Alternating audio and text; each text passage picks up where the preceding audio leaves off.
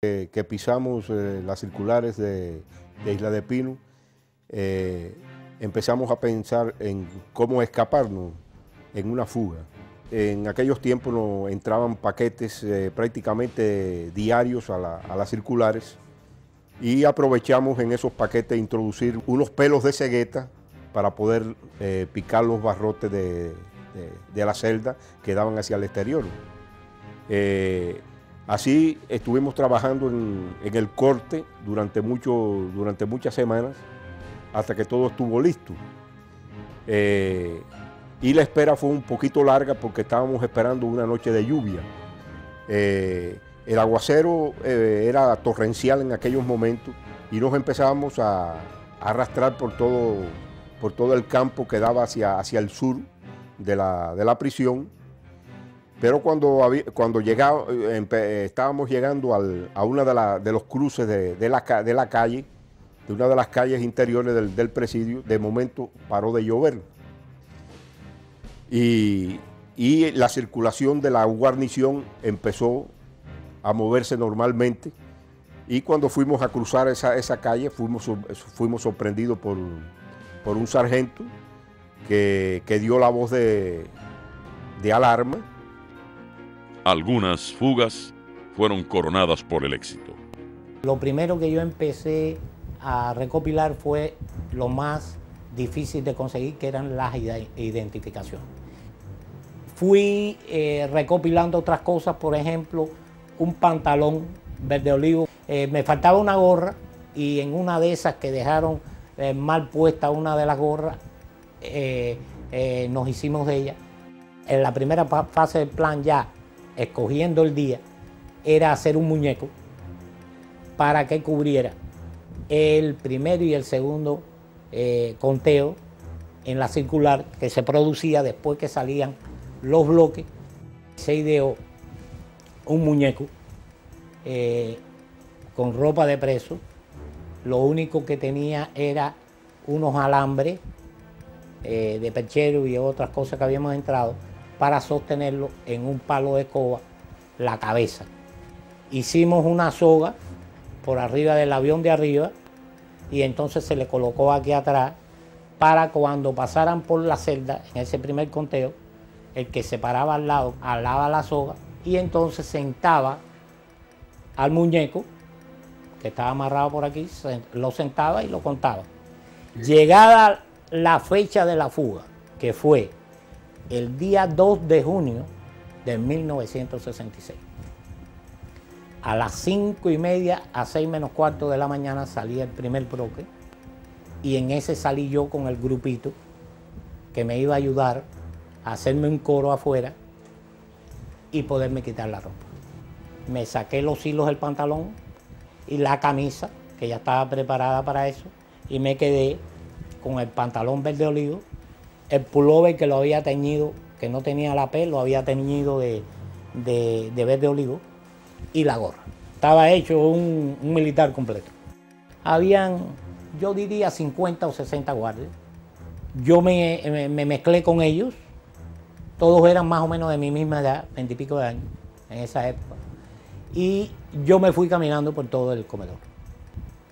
Cuando llego al muelle de Nueva Gerona, donde estaba el Pinero, me dan la mala noticia que el Pinero estaba con roturas y que no iba a salir. Pero que iba a salir un yate que estaba allí a las 5 de la tarde. Con mucho desespero esperé la hora, me paré en la cola a la hora fijada y me monté en el yate. Y llegué a La Habana exitosamente por la noche ya. El dolor y la angustia de los prisioneros políticos era solo superado por el que padecían sus familiares.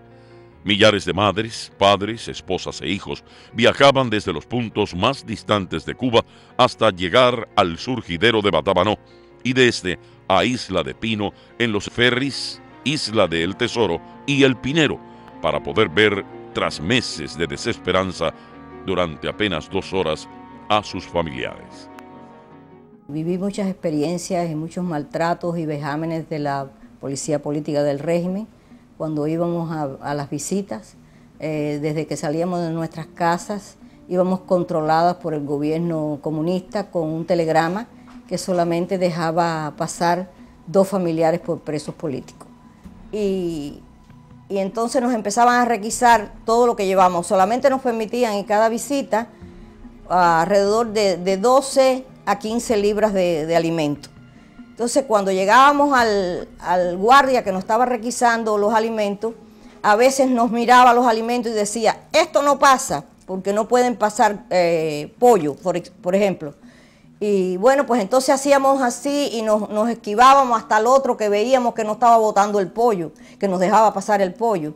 Y entonces íbamos hacia el otro guardia que lucía ser un poco más flexible. Pero si llevabas ahí un poco de carne de puerco, ese guardia te decía, esto no pasa porque es carne de puerco, y te la botaba allí mismo. Y nosotros viendo con la necesidad que teníamos de conseguir las cosas para ellos, y la necesidad que tenían ellos y el hambre que estaban pasando, ver botar aquellas pilas de comidas allí que eran necesarias para ellos.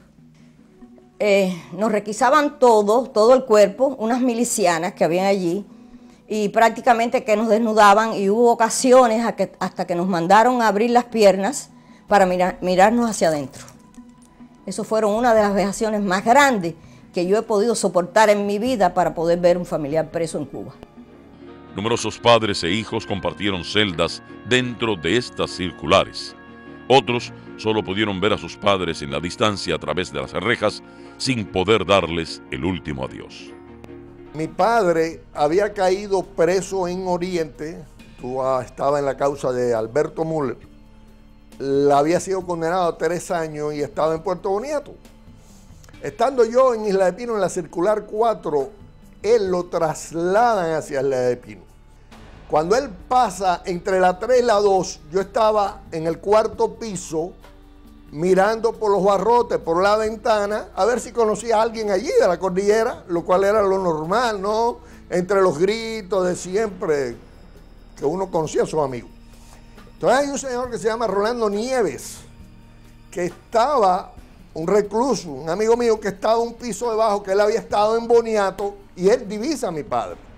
Y entonces empieza a gritarle, oye, Roberto Elías, Roberto Elías.